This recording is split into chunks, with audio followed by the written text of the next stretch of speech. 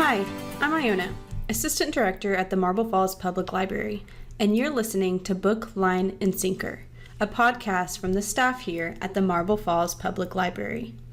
This podcast is all about reading, books, movies, and other topics related to the public library. We're really excited to share our thoughts with you, and we hope you enjoy the show. So welcome back to the podcast. I'm really excited to have our director Amanda with me again because this podcast is all about food and drinks, which is probably my favorite topic. We're going to talk about how to eat and bake and throw cocktail parties and talk about our favorite cookbooks and cocktail books and all that fun stuff. But before we begin, I just kind of want to talk about our favorite meals to either cook or eat. I know a lot of people are going to be cooking for the summer, so what are you cooking or eating this summer? So it's very hot right now, which makes me hungry for cold stuff, anything that you don't have to cook.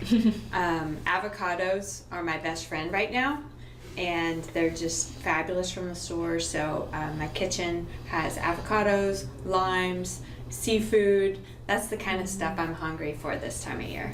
I say definitely avocados. Sometimes for lunch, we'll put avocado in between turkey from the deli and just eat that.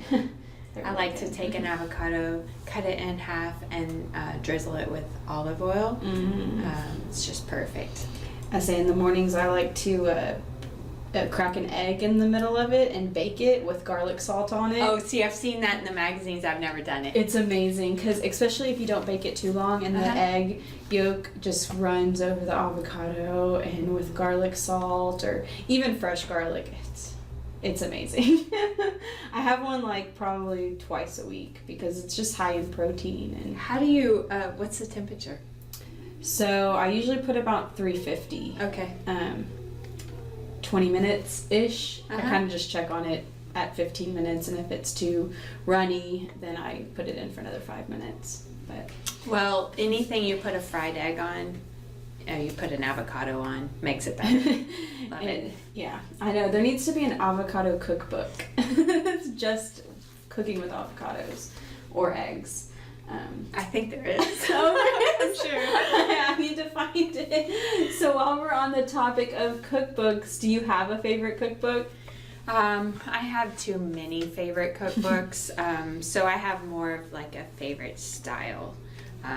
So kind of my favorite cookbook is the next one that's out. So I just like to read the new books. I actually read cookbooks, which I learned is okay. I got permission from a patron at the last library I worked at because she said she read cookbooks, and I was like, what are you talking about? But actually you can learn a lot. So depending on the type, there's stories, and it just opens up a new world. I just love it. Yeah, I often just like to look at all the pictures and then kind of find ones that look good, and then I start reading through that. But I like cookbooks that are really informative because I don't know how to cook, and I rely so much on people telling me what to do, with this piece of meat or how to stir something. So I like cookbooks that are really informative in that sense. You would probably like Cook's Illustrated, the magazine. Are you familiar with that? I haven't read it. And we have it on Zinio, actually, I think, because it takes the science of cooking and so they do all the work. They fry 100 eggs and then tell you the best way to do it. And it's just neat. Yeah. I like it. I said I love cocktail books. It's probably my favorite type of food and drink book just because I love making cocktails. When I started bartending years ago, I read this book called The Joy of Mixology. And it's kind of like that. Someone just found the best way to mix certain alcohols and fruits and things like that. And then there's been some new ones that we've got in our library recently that I've been really intrigued by. The one bottle cocktail. I took that home. I didn't realize how much preparation. It's like, it's easy because it's only one type of alcohol, but had to go to the store and buy a lot of herbs and fruits and things, but it was fun. And then the infused, I think it was infused booze. Infused booze, that's the newest. That one was really fun to look through, because you can buy these, they're just like little small 1 to 2 gallon barrels off Amazon, and like put really cheap liquor in it, and over like 3 weeks you can make it taste a lot better. Well, that's funny that you say that, because I haven't been into cocktails, but then we got these new books, and so we've both been looking at them, and this is the power of a book. It makes me want to go out and buy all this stuff and try it, even though it hasn't been an interest in the past. But I especially like the one bottle cocktail. It's a beautiful book. Yeah, and there's some really tasty recipes in it. So you've tried them? Some of them, yeah. I really want to throw a party and just like have like big, kind of like tea jars with different kind of cocktails in it. But that's why I love cocktail books, because I love throwing parties and providing people with different drinks and making them. As long as I don't have to do the cooking, I let my husband Clay do the cooking. That's a good partnership. Yeah. So what are your favorite and least favorite things in a cookbook? Well, I love it when a book has a little intro to each recipe. I want to know about the recipe. I don't like it when a book just has recipes, no description, no pictures, just black and white. So I like a lot of color to intrigue me, and I really just get inspiration, because I actually know how to cook. So I just want inspiration when I'm looking at a cookbook. Do you use recipes in cookbooks, or is it just like no? Just get the idea. I can leave the book behind and then go into the kitchen on my own. That's how Clay is, and I'm like, I stick to recipes, but I'm a baker, and if you don't stick to recipes with baking, you will mess it up.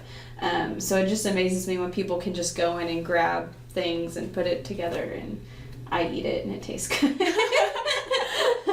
I wish I could make it takes practice, definitely. Yeah, that's what my mom tells me, and I never practice. You have to have that motivation to want to. But see, we need bakers out there and cocktail makers. So yeah, I'm a carbs person, so like I think the bread just inspired me to make my own. But one of my least favorite things in a cookbook is when they don't tell you what like tools you'll need for their recipes. Because I've like gone, I'm like, oh, I'm gonna do this. I get halfway through the recipe and Clay's like, you need this. We don't have it. So I just like when, I guess I need books to be really detailed on what I'm cooking. And then I have to have pictures. If I can't see what the food's gonna look like, and I'm a big presentation person. I like things to be presented on the plate nicely. And I don't even take pictures of it. I just like it. Oh. I just like looking at it and then eating it. I hate when things are just like thrown sloppy on a plate. There's an art to recipe writing, and I think that some people, they've got it figured out. So they do prepare you ahead of time so that you do have the supplies. And that's what I look for in a good cookbook too. Yeah, and so there's more than just cookbooks. I like, there's a lot of books that are coming out, and then they've been around for a while, about food. And they're not necessarily recipe books. They're just talking about the experience we have with food, or a different food. I know a book that just came out in early May that I read. It's called like the Pot Liquor Papers, and it was about the history of the South told through food and what we eat, and it was really interesting. Oh, that's neat. I hadn't seen that one. And yeah, I think it was published like mid-May, and I think my husband got it on his Kindle, and I just saw it and read it. It's really interesting. I'm actually finding some older books that were written about food, and I'm discovering them by reading cookbooks now, because these writers or these chefs have been affected by these books from early on. So one of my favorites is Tender at the Bone with Reichel. Everybody that I've given that book to, it's a blast. It's hilarious. I can't relate to a lot of it because my mother was an excellent cook, but I just imagine me as the mother in that story, just giving everyone food poisoning. Well, that's why I can't relate to it at all. It's so bizarre that it's hilarious. Yeah, that she's a great writer. It's so honest. It's like, really, I can't believe. Memoirs about, especially like people's experience through food, are often really funny and honest, because I think food is one of the most cultural things we experience daily. I've been to restaurants and people don't realize like how insulting a type of food is often, like, and really insulting to the culture, because it's just different. We all eat differently, even within like the same culture. Our moms make things differently. I remember me and Clay got into, not like a real argument, but his parents made like sweet potato pie with marshmallows, and mine make it with pecans. And we both were like, that's the wrong way to make it. Use both. Yeah. I'm not a big sweet potato pie fan either way, but so books about food are often a lot about culture at the same time, which Tender at the Bone is definitely about culture. Definitely. I want to know why comfort foods are the foods from our childhood. It's not a good answer. I can't figure it out, but that's what everybody's taste memory. They want the food from their childhood. Yeah, I don't know, because the food, my mom's a great cook, but as a child she didn't make anything like spectacular for us because we wouldn't eat it. I'd much rather eat her food as an adult than as a child. So do you have any comfort foods, whatever that is? Lamb. Ooh. Lamb is my comfort food, especially if it's with mashed potatoes. Mm-hmm. Like that. It's too heavy for summer, but I love lamb. What cut? I love lamb chops. I love lamb like shanks with brown gravy and mashed potatoes. In the summer, what we'll do is we'll get ground lamb and we'll put a cucumber cream sauce on top of it and eat it like with sweetbread as a slider. Ooh, that sounds tasty. It is. But I think, anything with lamb in it is my comfort food. Did you grow up eating lamb? Not a whole lot. Oh, because I didn't. I just discovered it as an adult, and I absolutely love it. I think I had it a few times. I grew up with a bunch of siblings, so my mom had a really hard time cooking for all of us. So we ate a lot more beef because my brother liked it, but as I got older, I just started eating lamb, and anytime I just wanted a meal that I didn't want to think about it, just made lamb. How about lamb kebab? The best. Anything with lamb in it. This is kind of a morbid question that I've heard people ask, but like your last meal on ever. No. I think I would probably choose lamb. I'm kind of moody with my food, so I have a hard time answering that question. Because some days I want this, that. Yeah. Which makes summer hard for me, because I love like really rich, heavy foods. Yeah. I'm not a big salad person. Well, you like seafood though, right? I do love seafood. I like it during the summer because seafood is good cold, and I have a hard time eating anything hot in this type of weather. Do you like sushi? Absolutely. Have you made your own sushi before? No. Oh, it's so fun. So you can get like these kits and roll your own sushi. I don't know how to do it with the rice on the outside. I only know how to do it with the seaweed like. See, I have that seaweed, but I haven't made it myself. It's great. I love making my own sushi, especially in this area because I don't know many sushi places around Marble Falls. Where do you get your supplies? Like the fresh fish? That's the thing. I haven't since there used to be this Asian market in Corpus, and they had everything you needed. They had a whole aisle of just things you needed to make your own sushi. I have not made it since we've been in Marble Falls, which is probably why. Because Clay's like the grocery shopper. And so he gets everything for me, and I just have stuff. And so, but I love making my own sushi. So I recently learned why eating raw fish is safe, that type of fish. Mm-hmm. They actually freeze it at a certain temperature for a certain amount of time, and that kills all the parasites. So you can have confidence eating. Yeah, I've never been scared to eat sushi. I have. I'm not. So really I had to learn about it. Now I have peace. Yeah, I don't know why. I've never been really scared to eat much of anything. I think because if other people are eating it, I figured I would be safe. But I have had people that just don't like sushi. I love it. I'll eat it every day. I'll even eat H-E-B sushi. It's not the best, but it's not bad for sushi. Mm-hmm.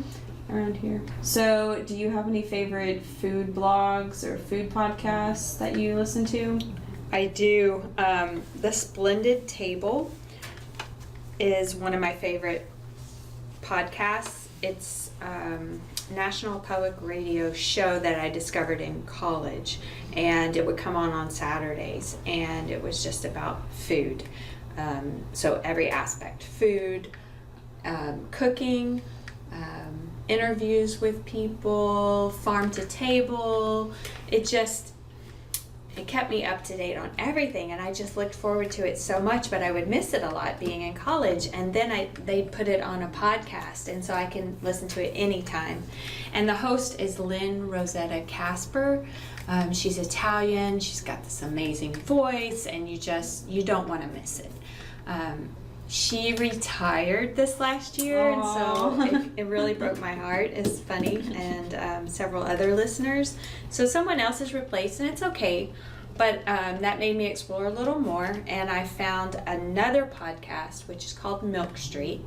It's hosted by Christopher Kimball and Sarah Moulton, and they're just good food writers, and I would definitely recommend that. That's my weekend thing. I said I love listening to food podcasts over the weekend. I've recently got into a new podcast from David Chang. He's a chef he started a restaurant Momofuku, and he also has a show on Netflix called Ugly Delicious. Ooh, I haven't seen that. It's great. I love it. Each episode kind of focuses on a different type of food. Mm-hmm. The tacos one is really good. When he talks about Korean food, that one I remember liking a lot. But yeah, it's about 8 episodes, and Have you been to Momofuku? No, I haven't. There's a couple of them now, like New York, but then I think they opened a branch in Washington, D.C. Oh, I really want to go to Momofuku. I just know the one that's in LA. I've always wanted to go to that, but haven't got. Apparently he makes a mac and cheese that doesn't have noodles or cheese in it, and it's supposed to be the best macaroni and cheese. I don't know. I think he's described what's in it once or twice on, like, when he's been on other podcasts. That's ridiculous. I know. And I just want to try it because apparently it's the best mac and cheese ever, and I haven't tried it. And I recently listened to this podcast that had Pat LaFrida on it, and he's like a famous butcher from New York, and he talked all about meat and how to like cook meat and what style like cuts of meat and where on the cow it's placed and why it's better than others, and it was the most interesting podcast, and it was just all about meat. And I recently listened to that. Did he talk about the quality of the meat? Yeah. Like how it was raised and what the animal ate? Yeah, and how he blends like ground beef. Like the reason his burgers are better is because he doesn't like use the same part of, like, he blends different parts of the cow together. And he just went on and on and on about meat, and I just wanted a hamburger so bad after I listened to it. But it was really interesting. And that one, he was a guest on House of Carbs that week. Which is a podcast I like to listen to. It's good if you like sports and food, because it's part of a sports network. So yeah, I gave it a try and I couldn't get into it. Yeah, he also has another podcast that's on like sports gambling. So if you like that style stuff, he's a good one. But David Chang has his own podcast now, and I've really enjoyed it. What's it called? The David Chang Show. Oh, okay. Yeah. I'll take a look for that. So it started about 2 months ago, I think. It's been one of my favorite. Before we end, I guess I kind of just want to talk about how the internet and social media and just technology has changed our relationship with food, and how it's changed the cooking industry and the cookbook industry and all that kind of things. Pretty pictures are really important. People are taking pictures all the time of food. I think that's changed how cookbooks present their food as well, because I've noticed lately, like, the quality of images in cookbooks is amazing. And the cookbook Thug Kitchen, like, they did it all in their own kitchen, each photograph, but it looks like it's in a professional restaurant almost. But they said they really had to step up their game to make that book, because the pictures were all what it's all about. Well, let's see, food photography, there's an art to it. I've read about it. It's not an easy thing to do, apparently. So I think that is key in anything from the internet to the books. Do you take pictures of your food when you cook it? Sometimes. Especially when I travel. I love to, because that's one of the fun things about traveling is trying new foods. Yeah. And so I'm one of those. I say when I travel, I like to take pictures of my food. Especially when I went to Philly, I took pictures of, like, everything I ate because it was all amazing. Big fan of Philly. All right, well, I think we are pretty much done. So thank you for being on the podcast, and hope you come back. Yeah, it was lots of fun. Thanks.